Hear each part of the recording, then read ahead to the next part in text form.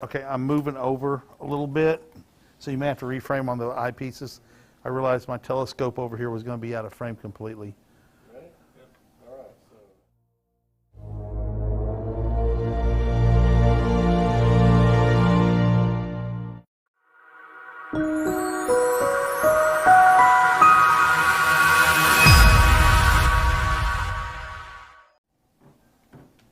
Hi everybody, Kent Martz here. Welcome to Wednesday's broadcast here on Amazon Live. It is First Light Chronicle Day, and Paul Newton is, the director, is off this week, so we're all learning new skills, how to do the switcher, how to run the director's chair, and move cameras, and do the intros and outros and everything else. It's quite a fun challenge, but we're going to do it. We're trying to see if we're going to get the chat function up so I can see it, and it looks like indeed, yes, I can see the chat function right now. We appreciate you joining us. If you're out there and can give me a chat, if you would please, just so I know that the chat function is working. It looks like it is as well. So today we're going to be talking about the 82-degree series eyepieces on First Light Chronicle.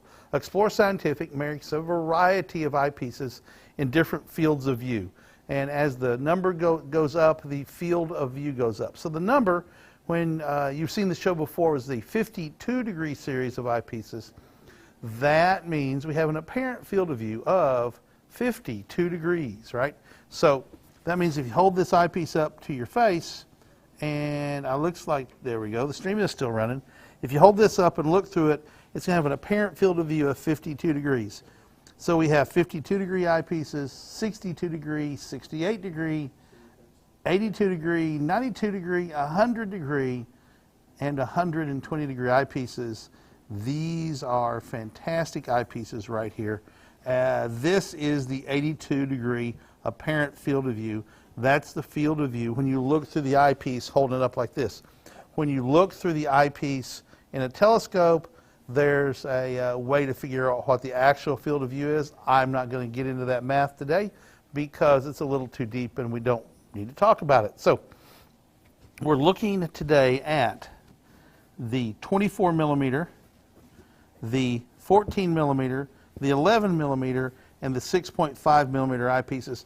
I selected these eyepieces because especially these are some of our best-selling eyepieces. We literally sell thousands of these eyepieces every year. Our 30-degree eyepiece are back in stock. I need to get the 30-degree and add them to this lineup that I show you today. Now, all of our waterproof eyepieces are, by definition, waterproof. How do we make them waterproof? Real easy. When they're being assembled, at a certain point, they submerge them in a bath of argon. And then they let the argon, which is a heavier gas than air, push all the air out of it. And when that air comes out, it takes all the moisture with it because argon is an inert, dry gas. So all the moisture goes out. Then they put a little plug in it right here under this sticker that says AR for argon. That little sticker that's in there then, not a little sticker, the plug keeps the argon in. The O-rings that are in the eyepiece keep the eyepiece purged, and so now if it gets to the right temperature, the eyepiece cannot fog up inside because there's no moisture in there to turn to fog. It can fog up on the outside or get dew on the outside, yes, but that doesn't hurt it because they're waterproof. You can dunk these in distilled water, which is what we recommend, and rinse them off. There's also a process that we have to wash them off that is posted on various places. I think it's on Amazon somewhere, but real straightforward. A drop of Dawn dishwashing liquid and you rinse it off. You don't scrub it, you don't take a thing, and you just rinse it off good and bathe it in there, and then you spritz it with, I rinse it in distilled water again, just straight water to dissipate the soap, and then spritz it with alcohol and use a microfiber towel to dry it off, and voila, you have a new clean eyepiece. So at the factory, here's the interesting part.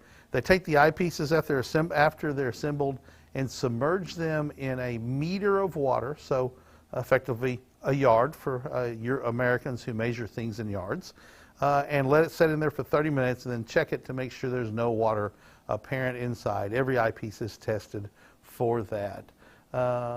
Looks like Noah, let's see. All right, so Noah's put a message. Obviously the chat's up, so if you have any questions, comments, observations, or any other comments, feel free to give us a howdy and ask your question. We certainly appreciate that interaction and look forward to it very much. Each Explore Scientific eyepiece comes in either the white box or the blue box, and I did not grab a blue box. It just is a different generation of eyepiece. The white boxes are newer.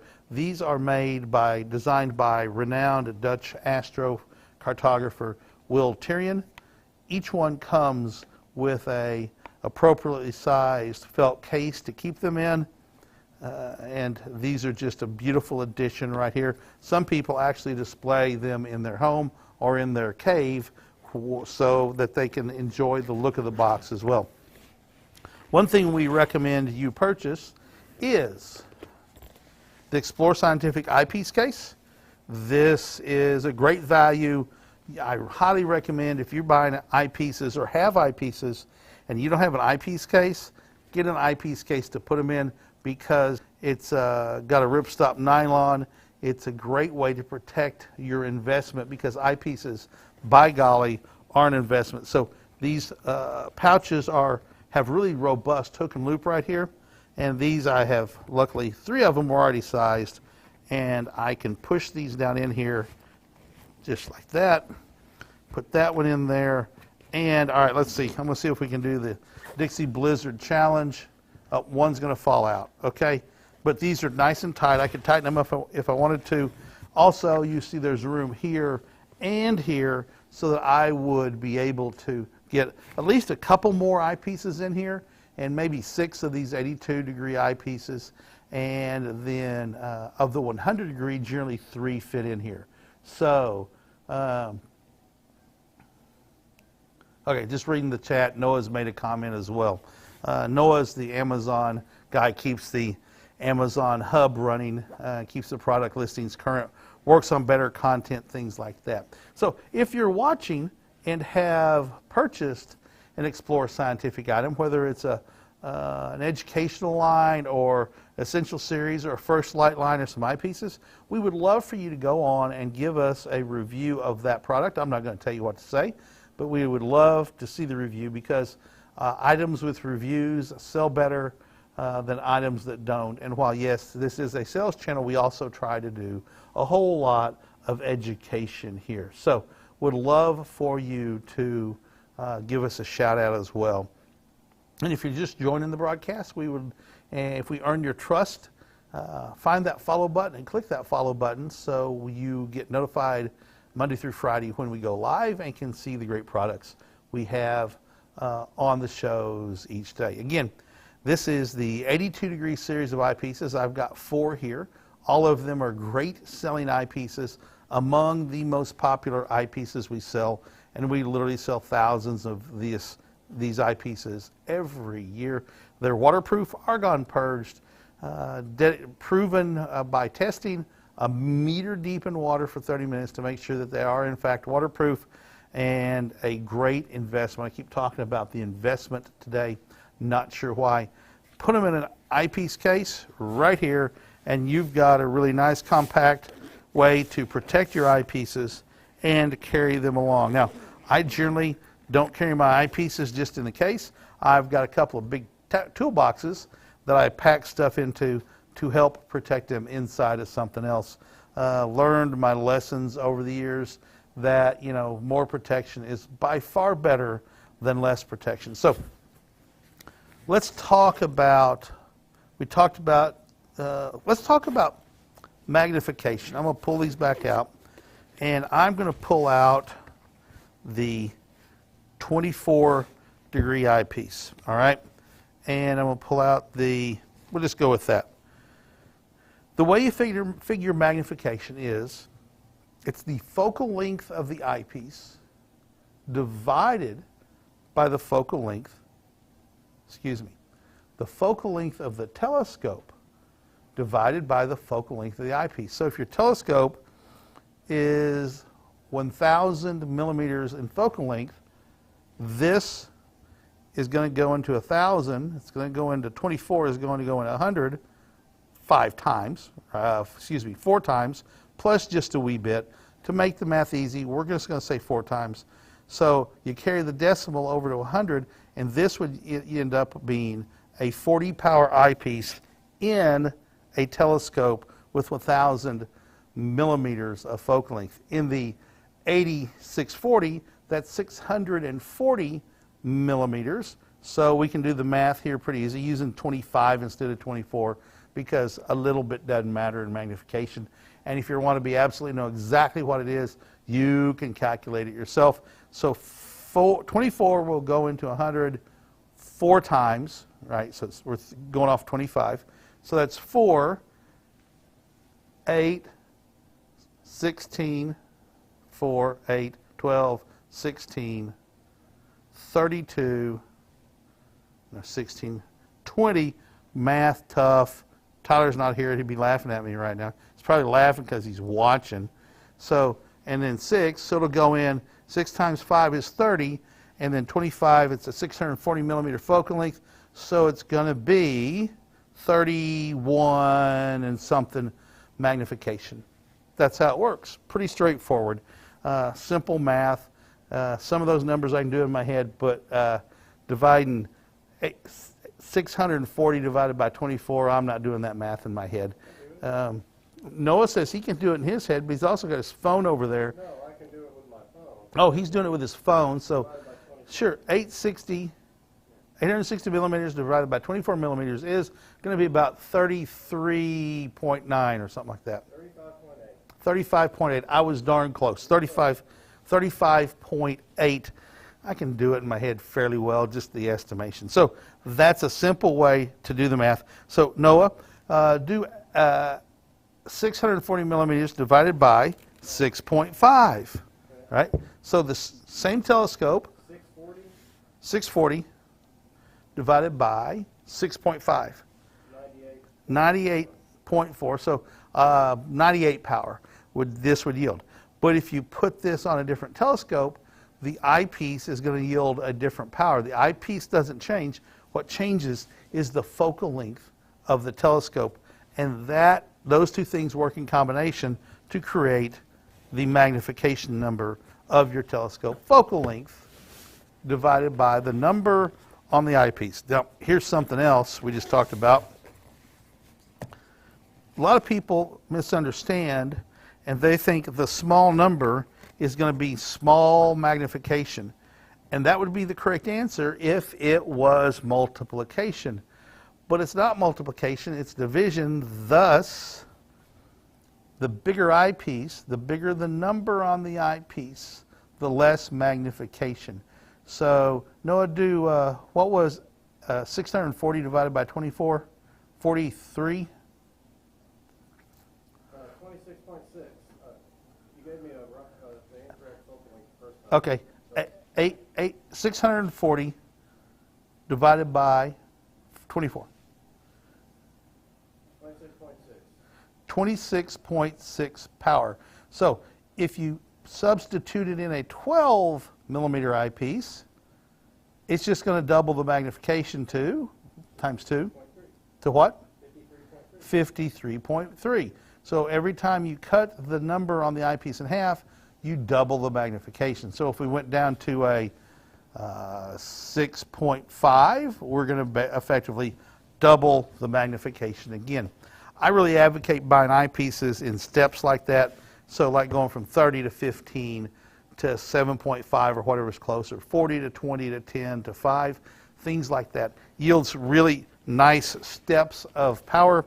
I am not a big advocate of buying a super high powered eyepiece and and just whatever else you have. And here's why. Because you find it in your wide field eyepiece, say a 25 millimeter eyepiece that comes in this telescope. It's going to be 25, whatever that magnification is, and it's effectively a 52 degree eyepiece. And you're going to look through it, and you're going to center up on whatever you're trying to find, and then you're going to put in like a 3 millimeter eyepiece. Well, the magnification is, so it's going to be 25, 12, 6. It's going to be 4 times the magnification roughly, and your object that you're looking for is probably not going to be in the eyepiece, and you're not going to be able to find it. You're like, well, how come I not find it? Because if you went from a 25 to a 12, 13, 15, down to a 7, down to a 3, whatever the math works out to, whatever you have, in close to that doubling the steps, you keep centering up, and you're getting really good precision as you're looking through the eyepiece. So you're looking through with your widest eyepiece, at least powerful magnification, then you switch and you move it and get it centered up, and you switch and you move it and get it centered up, and then you switch to the high-powered eyepiece. You're going to find it because you've been centering it up every time and keeping it in the center of the field of view. A difficult concept to get. We'll have people that say, I just can't find anything. It's because they have a 25 or a 30 and a real high-powered 4.5 or 3, and the steps are just too big. It's very difficult to make that work. So, going to switch over a little bit. Now we're going to talk about the First Light series of telescopes from Explore Scientific. This is the First Light AR 8640. So FL means First Light.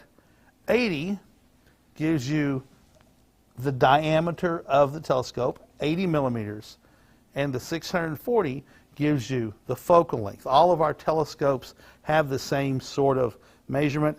They either give you the focal length, which is what we do in the First Light series, or if you get up to the more expensive triplet telescopes, meaning they have 3 pieces of glass up here, not 2, you get up to the more expensive triplet telescopes, we talk about them in focal ratio, which is the ratio of the diameter and the length. Okay, it's a math equation. Do I have the right one up on the screen? Yes, you do, absolutely. And that was the right one up on the screen. So there you go. So this is a Twilight Nano mount. Very simple, easy beginner mount because it simply just moves left and right and up and down. Nice, smooth, easy. Everybody can understand how to move it. Here's sort of the hard part. When you look through the eyepiece, depending on how the diagonal is angled, it's not going to look in the eyepiece like you're moving left, right, up, and down. You sort of have to master that a little bit. That's the thing that comes with practice, right? You want to use a telescope like anything else. You want to learn to knit, play guitar, shoot basketball. You got to practice. The more you use it, the better off you are. Now, this eyepiece, this telescope comes with a 25 millimeter super Plossl eyepiece, a 90-degree diagonal, and a smartphone adapter. It also comes with a red dot finder scope. So the 25 millimeter super Plossl is the eyepiece it comes with. A really nice, generous eyepiece. It's a 52-degree field of view and 25 millimeters. It is not a waterproof eyepiece, so don't go dunking it in a tub of water because you're going to wish you hadn't done that. The diagonal goes into the end of the telescope, and it's got a mirror down in there that might be hard to see, but there's a mirror in here, right? And that mirror, the light comes out of the telescope, bounces off the mirror, and comes out here. What's the benefit of this? Well, if I was trying to look through something on the horizon right here, I could just put an eyepiece in here and look through it. But if I want to look at something up in the sky, like that, now this is very difficult to look up in the sky. So what do? We came up, astronomers a long time ago came up with a 90-degree diagonal, simply a mirror, and now the eyepiece goes in, and now we can look down and see mirror and look out through the telescope. A much easier configuration to use. Also comes with a smartphone adapter. The smartphone adapter is really easy to use. I typically put it on this way, and you can just slip it down in there, loosen that up a little bit, and get it down so the rubber eye cap, that makes it easier to focus your smartphone. Put it on the telescope. You can, I actually would do it before I put it on the telescope. Take your smartphone and test if your case will stick to it or not. A lot of cases won't stick to this, so you're going to have to take your smartphone out of the case. Wet these with a damp rag, just get them moist so the little octopus suckers that you can see right there will hold on your case. Turn your camera on and just come down and get your camera centered in the circle of light you're going to see. When you get there, push it down real hard so it's good and stuck. Make sure it's stuck on there. It also comes with this little elastic band you can put on. You could also use some Velcro or something like that, or hook and loop, not Velcro. You could use Velcro brand if you wanted to, or you could use the generic hook and loop and put it on there. So that helps keep your smartphone on the adapter. Now into the eyepiece, and there you go. You can start taking pictures of things in the night sky. This is a really easy telescope to use because of that left, right, up, down tripod. It makes it very understandable, even for young kids can understand the process. The question sometimes is, do they have the motor skills to actually make fine motor control? And that's one good way to help develop it, is by using those as well. So it comes with a red dot finder as well. You turn it on and there's a red dot gets projected right there onto a little piece of glass or plastic. You can move that red dot left, right, up, and down. This doesn't shoot a laser beam out in the sky that you're going to see. It simply is a red dot finder. It slides in to the red dot finder spot. It's real obvious. I don't think I can. I'm going to do it this way. Show you where it goes. This is really easy to take off the telescope. You just unscrew that, slide the telescope off, and there you go. Now you can see the red dot finders attached right there. All right, so you can see that. So how this is going to work is you're going to take your telescope out in the evening and point it to the farthest away thing you can see. If that is a radio tower 10 miles away, that's great.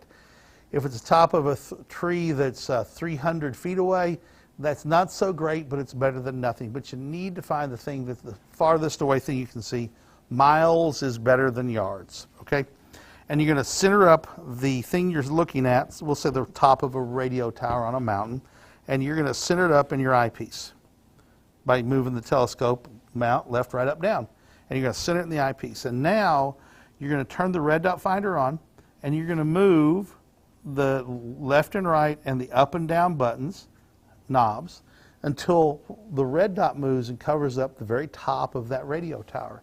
And when it does, you're going to think, okay, I've got it. Well, you want to look back in the eyepiece to make sure you didn't move the telescope a little bit. And if you did, and the center, the object you're looking at, the radio tower in my example, you're simply going to move the mount and the telescope back to where you're looking in dead center as you can get it in the eyepiece, the top of the radio tower.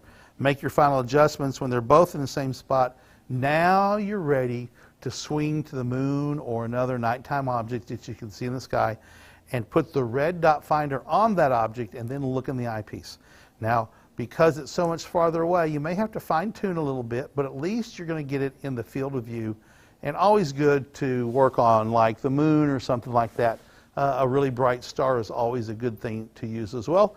And you're just going to keep it in the center of the eyepiece, realizing it moves as time goes by, so you have to move the telescope, get the red dot finder centered up, and there you go. So real simple to put the telescope back on here for ease of transportation.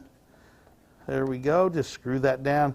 Get it not super tight. I'm not going to go on and so it's a nagger on it or anything. Now, a word of caution. It says 3 places on the telescope, and it also says on this little card that hangs down in like 19 different languages, a universal symbol of don't look at the sun, because if you look at the sun, you're going to damage your eye, put your eye out, and we don't want that to happen. So don't look at the sun with this telescope unless you happen to use a sun catcher solar filter from Explore Scientific. And we're going to talk about that safe way in just a minute, but first we're going to talk about another telescope. So I'm going to move this telescope off stage, and now I am going to bring in, without dropping it or knocking it over, the Explore Scientific First Light Series Newtonian Telescope. So this is a reflector telescope, just like Sir Isaac Newton created, I don't know, in the 1600s, which is why it's named a Newtonian, because he designed it. How this works is light comes in. I'm going to take the dust cover off. Light comes into the telescope, bounces off a curved mirror that's right here, and starts getting focused to a point of light. Right here, I'm going to spin this around again. I think we have a question. Ooh, we have a question. Okay, I'll stop here and we'll ask the question. What's a good starter telescope combination? Well, Tyler, I would say the First Light AR8640 is a great starter combination because the mount is very simple to use, has a short focal length that's going to give you some magnification, but not so much you struggle to find stuff with. So, you know, that's why I started out with the First Light AR8640, because I think it is a really good place to start because the mount is very simple, the telescope is easy to use, there's no collimation needed. Collimation means either in this telescope lining up a couple of mirrors or in a refractor adjusting the front lens cell. The front lens cell on the First Light telescopes are not adjustable, so it really eliminates the need to do that stuff. It's a skill you can learn a little later in your astronomical hobby life. So light comes in the telescope, gets bounced, and right in here on the back side of this little triangular thing is a mirror. That flat mirror reflects the light up into the focuser, right? And out it comes into the eyepiece and into your eye, and you simply focus to find the focus on your eye. Now, this has a larger aperture, right? The other one had an 80 millimeter aperture. This has 114 millimeters of aperture. What that means is, imagine if your pupil could be twice the size it gets at night, or 3 times the whole size of your eyeball, or this big around. The more light that goes into it, the brighter the image of what you see, what comes out of it. So this is going to gather more light, and it's going to make a brighter image when it comes out of the eyepiece and goes into your eye. So effectively, a telescope sort of makes your pupil the diameter of the telescope. I think that's pretty cool when you think about it. And owls can see well at night because they have bigger pupils and their eyes are designed to see better at night. Our eyes are not, although under dark conditions, if you don't use any white light and you don't see any white light, your eye is an amazing thing. You can see in the dark if you'll just let your eye do its job. Now, the older you get, sometimes the pupil doesn't get as big, so you're going to be limited in that. And I can already see it happening in my eyes. My pupil just doesn't get quite as big as it used to. But it, 6-7 millimeters, I think, for young adults and teenagers, and even, but as you get older, you start losing a millimeter or 2. So that has an effect. But life goes on, right? This telescope as well comes with a red dot finder scope right here, exactly like what we talked about, a 25 millimeter Plössl and a smartphone adapter. Now, you're going to look at this tripod, you're going to notice that it's different than the Twilight Nano. The Twilight Nano was simply a left-right, up and down tripod. This mount is a little bit more complicated, although it's more powerful. And that's because you can set this up by pointing this axis right here, pointing north, okay? You can point that north, and then you can use this gauge right here on the side to set it to your latitude. Like here in northwest Arkansas, where Explore Scientific is located, the latitude is 36 and a little bit. We were down at Fort Worth Camera doing a show last weekend, and they were at 32 degrees north. So on all our tripods we took down, we had to adjust that to be the latitude of where we were. So you get up in Canada, you're going to be up in the 50s, and if you get to the Arctic Circle, you're going to be at 66 degrees north. So the farther north you get. These work in the southern hemisphere too. If you're in the southern hemisphere, you simply point it to the south celestial pole and set your latitude for where you are in the southern hemisphere. So what benefits does it have? Well, the other one's just left, right, up, down. You've already seen me turn this axis, which is called declination, and think of it as sort of up and down, but it gets a little bit complicated. This axis is right ascension. This is the axis that mimics the rotation of the Earth. So if you point this axis at the North Celestial Pole and get it done really well and really accurately, you're going to simply point to something, we'll say right there in the sky. You're going to point to something, get it centered in the eyepiece. You're going to look in the eyepiece, get it centered, and now you can simply turn this slow motion control arm right here. You can see it's flexible. You can simply turn this knob and follow the object across the sky. Now if your polar alignment's off a little bit, you simply turn this other knob that turns, you can see right here, see it turning, right? You can turn the declination knob a little bit and keep it centered up, and you're going to figure out how you can follow that object across the sky, maybe rotating it in 2 axis, or if you do a really good job of a polar alignment, doing it in 1 axis. So, which was called right ascension. It's sort of like longitude and latitude, right? I'm not going to get into all that. You can look up if you want to. Astronomical right ascension and astronomical declination. One of these shows, I may break it down and do some graphics and just talk about that as well. Again, the don't look at the sun warning, it will damage your vision or even go so far as to put your eye out. And now we're going to segue into, since we're talking about not looking at the sun, we're going to offer you up a way to look at the sun. This right here is an Explore Scientific sun catcher, large aperture solar filter. First things first, if you're going to look at the sun, always hold it up at an angle and look through a bright light at the sun coming in from here, and look for any pinholes, cracks, scrapes, anything like that where you see unfiltered light coming through. And if there is, don't use it. Let us know and we will be able to send you a new piece of solar safe film.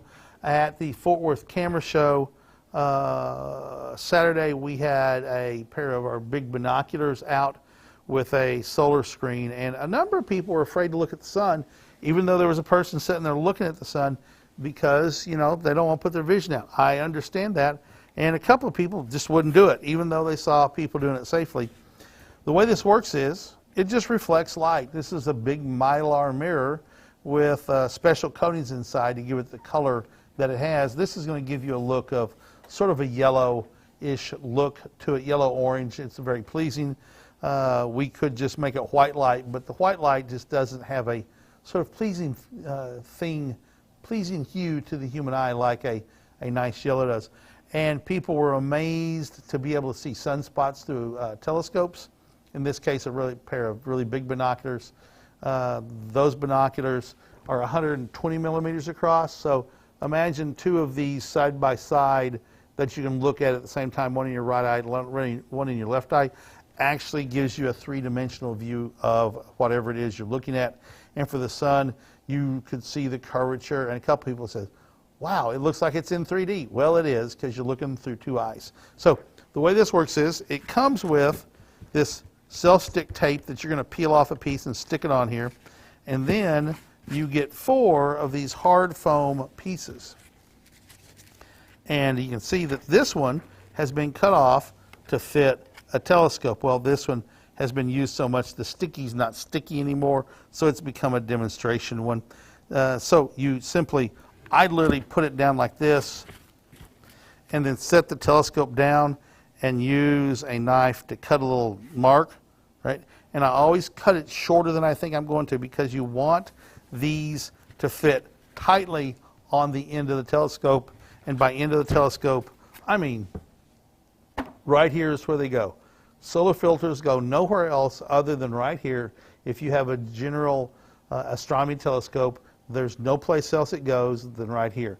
This stops the light before it ever goes in the telescope, and that means only safe light is going into the telescope. So you want this to fit on the telescope really tightly. You don't want it getting bumped off, and you don't want it blowing off, because if you're sitting here looking through the eyepiece and all of a sudden it comes off and now you're getting a laser beam in the eye, and it's going to damage your vision. So always make sure that it's good and tight. Now these sun catchers come in a variety of sizes. You can order them for your telescope. And because we can cut these hard foam off, this one can fit a bunch of different telescopes, right? Well, once you cut it, it's only going to fit that telescope. So if you want to have 3 or 4 different ones for 3 or 4 telescopes you may have, you can get them, and we have them. So they fit down to like 50 millimeter telescopes all the way up to 16-inch telescopes, bigger than that if you wanted one. You can go pick the size you need. If you don't know what size you need, that's easy enough. You can contact Noah through the Explore Scientific store here on Amazon. So go to Amazon.com, search for Explore Scientific store, click Contact Seller, I think is what the button says, and you will then be able to say, hey, I'm wanting to buy a sun catcher.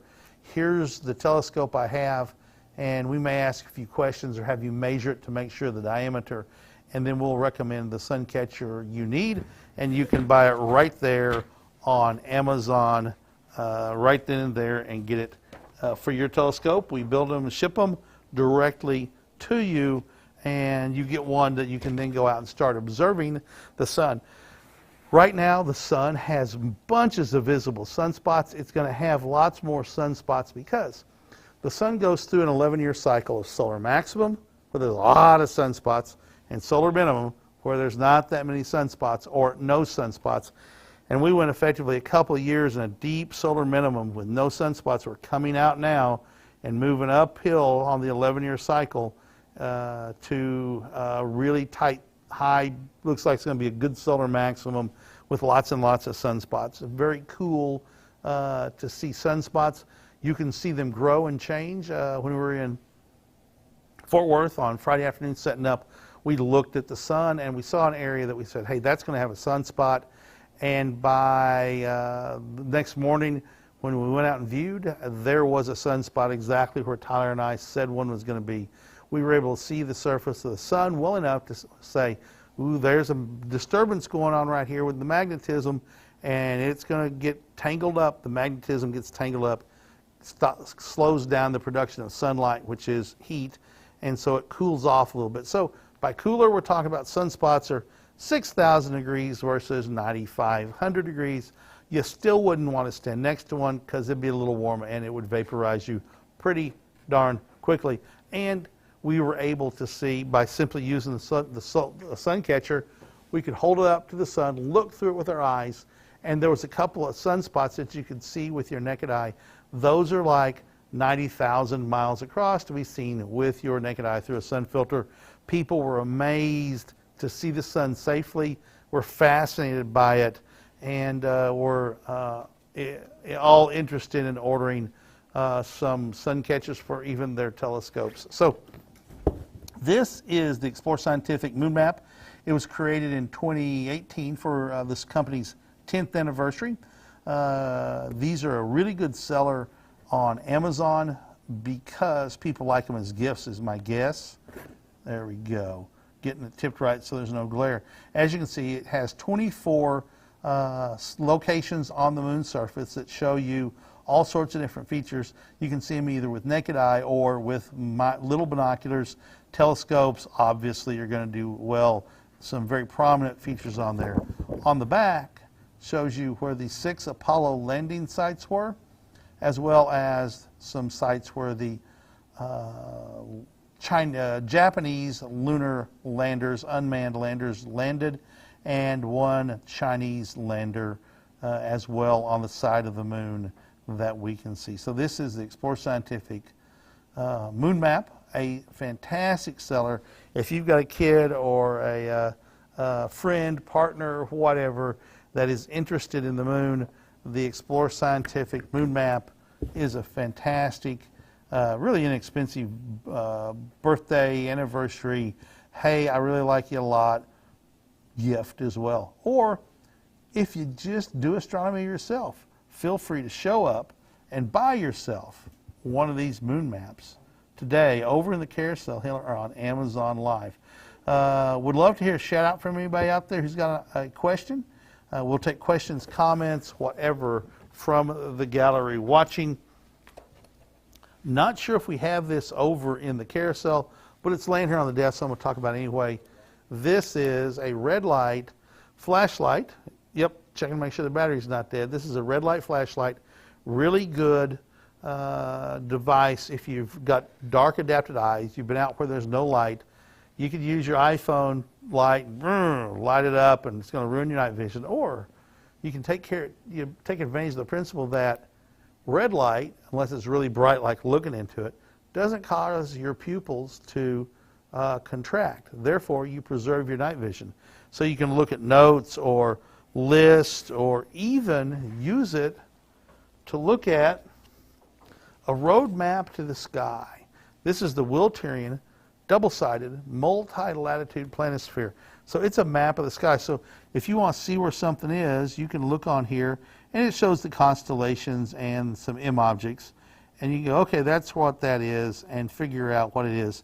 Using the red light, you preserve your night vision. It comes with a handy neck lanyard. It goes around your neck. This is where I wear it right here because I always have it, and I don't have to go searching for it or looking in my pocket. It also comes with a pocket clip. It has an extender retractor so you can focus the beam a little bit.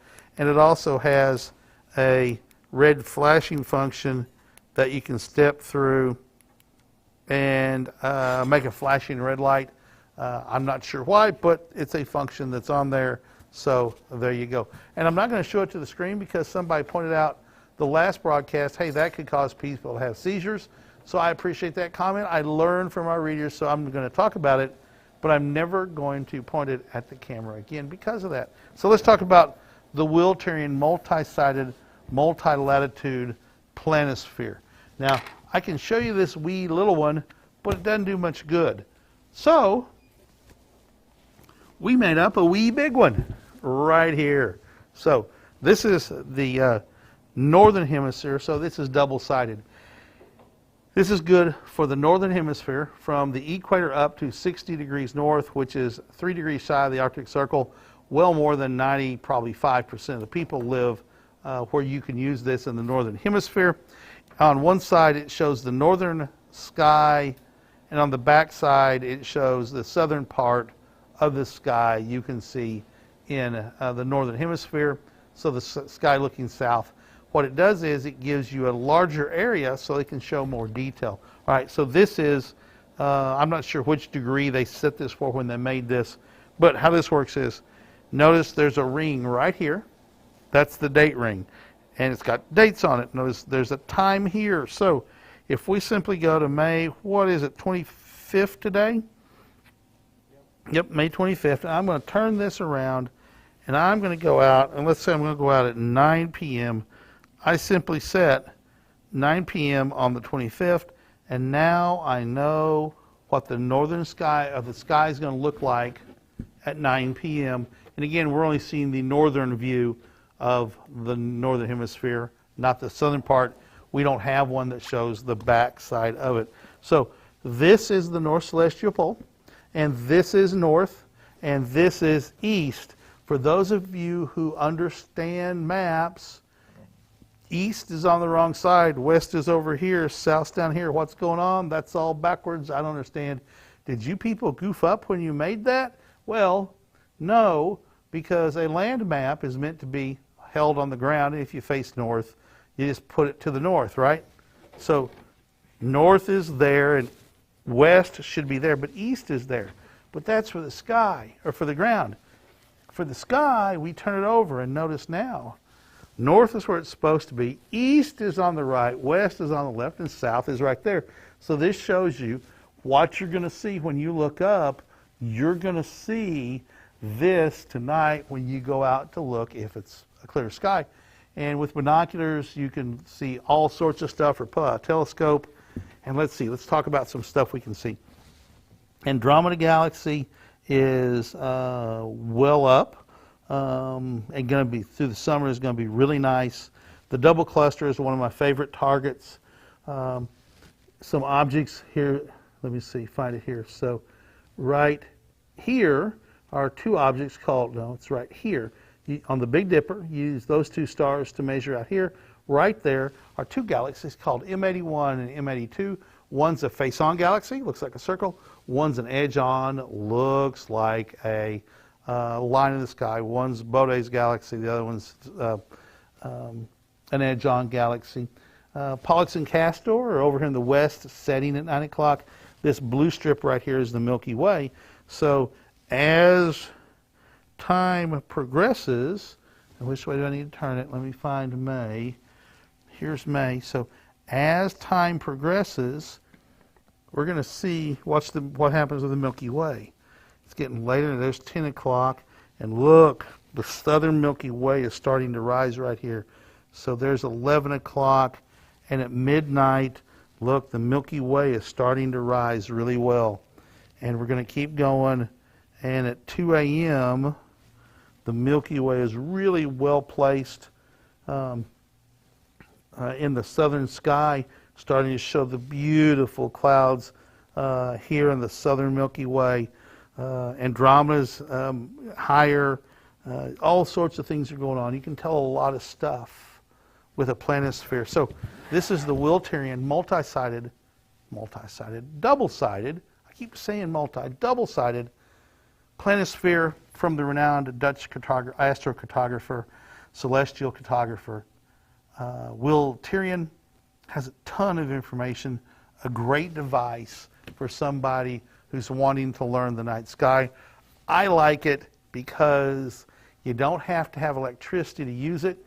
You can play with it. Anytime you turn on your smartphone, that light is going to harm your night vision. Now, if you're in a city somewhere where there's street lights everywhere, it's not that big of a deal. But if you've traveled out to the edge of the city or out in the country and have a dark site where there's not any light pollution or little light pollution, you want to preserve that night vision.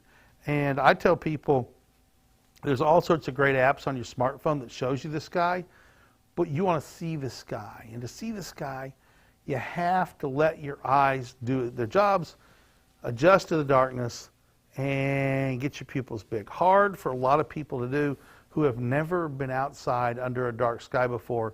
They're afraid of the dark. They don't think they can walk and see. I've had people really get excited and upset. Just calm down, everything's going to be fine. And when their eyes really get adapted and they start seeing, they understand what's going on. So I think we're done for the day. Have we gone over everything else? Yes, I've gone over everything that I wanted to go over. So we're going to go ahead and stop the broadcast a little bit early. We're going to be back on tomorrow, Thursday, for On the Wing. We'll be talking about binoculars and spotting scopes. And then Friday, I'm taking the afternoon off. So Tyler may jump in with a focus on astrophotography broadcast, or Annie may do it. We shall see. Here in the United States, we have a federal holiday on Monday, and pretty well everybody's off. And for those of you who work in the service industries or police, fire department, thank you for working so the rest of us can have the day off. We appreciate that very much. A lot of times people don't say that on those weekends of holidays when I go in someplace that's open and those people they're working. I thank them for it because they can say, nah, I'm going to take a holiday off. They don't, and they're dedicated to their jobs. Truly appreciate those people who do that work on the holidays. Anyway, on behalf of Noah Menard, who's been running the switching director's chair today and has put on a new cap, learning a new skill, we appreciate Noah very much. Thank you for taking time away from your standard job to do this. And Tyler Bowenman's been in and out checking on us, and I think we've done well. So, on behalf of everybody here at Explore Scientific, I bid you dark skies. I bid you clear skies. I bid you adieu. Bye-bye, everybody.